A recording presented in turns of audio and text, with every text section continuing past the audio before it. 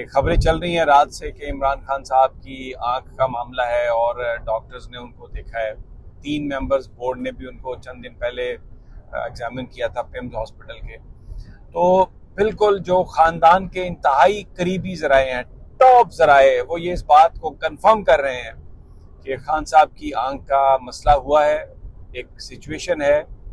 और CRVO basically ये बीमारी है। मैं आपको बताता हूँ अभी कि ये बीमारी है क्या और उसका ट्रीटमेंट क्या है और कहाँ पर हो सकता है और क्या करना पड़ेगा। और डॉक्टर ने बिल्कुल सही कहा है कि वो हॉस्पिटल के बगैर उनकी ट्रीटमेंट नहीं हो सकती, ऑपरेशन थिएटर ले जाना पड़ेगा, जेल में नहीं हो सकता ये सब कुछ।